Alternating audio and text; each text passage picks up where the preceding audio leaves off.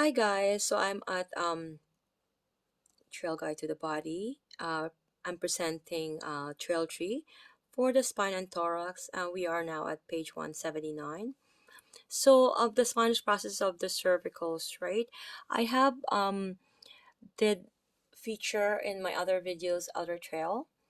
This is considered the nape lane. So having your partner in supine, you can see the client is cupping with her palm or his palm the head, giving support to the client's head, right? So C2, C7. So the spinous processes of C3 to C6 protrude posteriorly to approximately the same extent. So the process of C2, however, is larger and more distinct to the tips of the cervical spinous processes are all deep to the ligamentum nuclei. My apologies again. A flat ligament attaching to the processes and running superiorly to the occiput.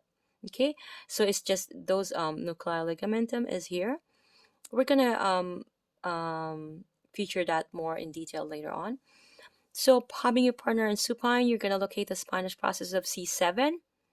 Using gentle pressure, you're gonna explore the tips and sides of the other cervical processes.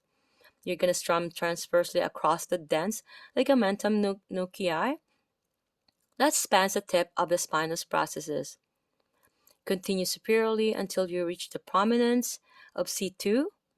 So as you explore the spinous processes, you passively flex, extend, and rotate the neck. Okay? So if you can confirm this, can you feel the subtle ridge formed by the processes along the back of the neck? When exploring the spinous process of C2, are you inferior to the level of the earlobes? Is the processes of C2 larger and more pronounced than that of the other cervicals? So for if you can answer yes to this question, then you are confirmed. Looking at the image here at 4.32, where you can see the external occipital protuberance, right? This is the EOP. This is the abbreviation for that. I remember this being in my um, board exam. So being able to differentiate between the spinous processes of C2 and the external occipital protuberance can be helpful when navigating the posterior neck. Begin by laying your fingers horizontally along the base of your partner's head. Okay, so you're going to place your ring finger at the external occipital protuberance or EOP while locating the spinous processes of C2. With your index finger and your middle finger will lie between the two structures at the level of C1. You're going to explore the distance between these prominent landmarks. Okay, so important information here that I'm going to read. Um, Please look at the image here. We can see that the anterior tubercles, the cervical nerves, and the tendons.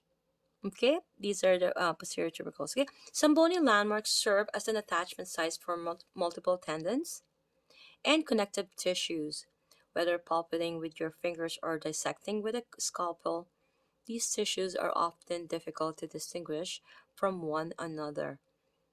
So the transverse processes of the cervical vertebrae are a case in point. Okay, so tendon comes from the several different directions to attach to their surfaces while nerves pass between the tendons, complicating matters further.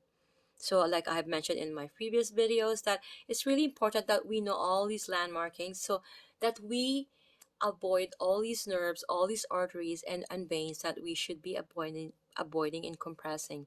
Keeping in mind that our aim as a therapist is to know, not harm. Okay?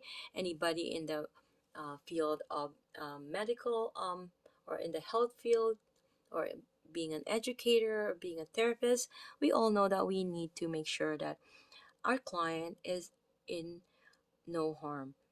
So to coordinate the tendons and the spinal nerves of the cervical and brachial plexuses, again, brachial plexus is more so is a nerve joined together and again branches off.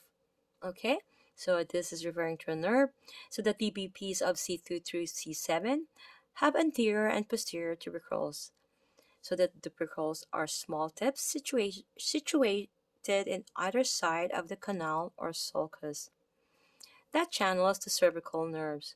So the anterior tubercle is an attachment site for the anterior scalene and other muscles. The middle and posterior scalenes, the levator scapula, and other posterior muscles attached to the posterior tubercles. It can be difficult initially to palpate individual tubercles, but with experience, you will be able to detect them more easily. So you keep that in mind. With experience and skills, you are able to locate them more easily and more responsibly and more cautiously. See you guys in the next video.